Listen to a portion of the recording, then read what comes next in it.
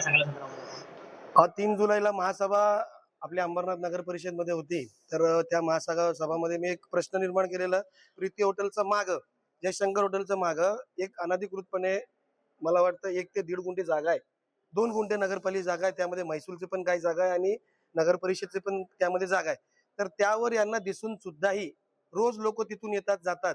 त्यावरून त्या सुद्धाही तिथं अनधिकृतपणे टपऱ्या, अनधिकृतपणे तिथं बांधकाम केलेलं आहे आणि ते दिसतंय लोकांना. तर त्या विरोधात मी त्यांना विचारलेला प्रश्न की तुम्ही ते का तोडत नाही? तर त्यांचं असं म्हणणं होतं की आम्ही कारवाई करू. 3 जुलैला मी आवाज उचलल्यानंतर 14 जुलैला यांना पत्र दिलं.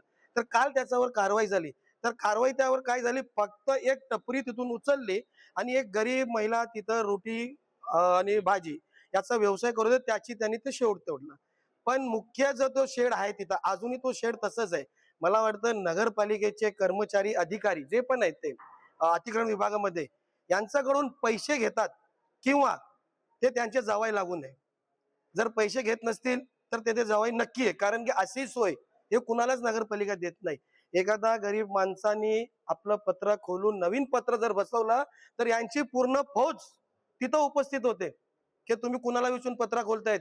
इतर तर 2 ते 2.5 गुंठ्यावर बांधकाम झालेले आहेत आणि नगरपालिकेचं असं पण नाही की लांब इथून फक्त 50 मीटरच्या अंतरावर आहे ते तिथं बांधकाम झालेलं आहे. तर त्यांचा विरोध करण्यासाठी आज त्यांचे ढोल ताशांनी त्यांना आपण एक एवढं मोठं काम केलं. एक गरिबांची त्यांनी हातकडी तोडली, एक गरिबांचं त्यांनी एक टपरी तोडली. तर ते एवढं मोठं काम कुणी करू शकत नाही. एवढं मोठं धाडस गावित साहेबांनी केलं. तर त्या गावित साहेबांना काहीतरी आपल्याला मान सन्मान दिला पाहिजे. एवढं मोठं काम कोण करणार आहे न घाबरता कुणाशी? तर त्यांना आज आपण एक शॉल आपल्याला भेटले नाही. तर त्यांच्या खुर्चीवर आपण एक हार आणि एक शॉल आपण तिथं त्यांना दिलेले आहे. सत्तेमध्ये आपण सहभागी आहात आणि अधिकारी आपल्याला जुमानत नाहीत अशा प्रकारची चर्चा. हे बघा, सत्तेत सहभागी असताना आपल्याकडे आमच्या शिवसेनेमध्ये 2 आहेत. आमचा आवाज कानावरही पडतो आणि कानाखालीही पडतो. आम्ही प्रयत्न करतोय कानावर आवाज पडो. पण ज्या दिवशी कानावर पडणार नाही तर आम्हाला दुसरा ऑप्शन माननीय श्री सरसेनापती हिंदू हृदय सम्राट बाळासाहेब ठाकरे यांनी दिलेले आहे. आपण अतिरिक्त मुख्य अधिकाऱ्यांची पण भेट घेतली होती. त्यांनी त्याबाबतचं तुमचं आश्वासन काय दिलं? आपल्याला नवीन जे मुख्य अधिकारी अतिरिक्त आले भुजबळ साहेब यांनी आपल्याला आश्वासन दिले की मी नवीन आहे, मला 2 दिवसाचा वेळ द्या. तर आपण त्यांना 2 दिवसाचा वेळ देत नाही.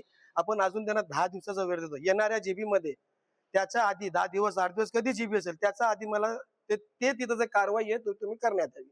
बरं, पुढचं पाऊल काय असेल? बघा, एक नगरसेवक का निवडून येतो तर शहराची समस्या सभागृहामध्ये मांडावी आणि त्या सभागृहामध्ये सगळे नगरसेवक असतात, सगळे अधिकारी वर्ग असतात, सीओ साहेब असतात, आपले माननीय नगराध्यक्ष मॅडम सुद्धा असतात. जर निवडून दिल्यानंतर तिचं माझा जो आवाज मी तिथं उचवला अनधिकृत बांधकाम विरोधात, जर हे ऐकत नसेल तर त्या सभाचा त्याग करणं हे माझ्याकडे शेवटचा पर्याय राहील. लोकशाही मराठी ऐका, पहा, जागरूक रहा.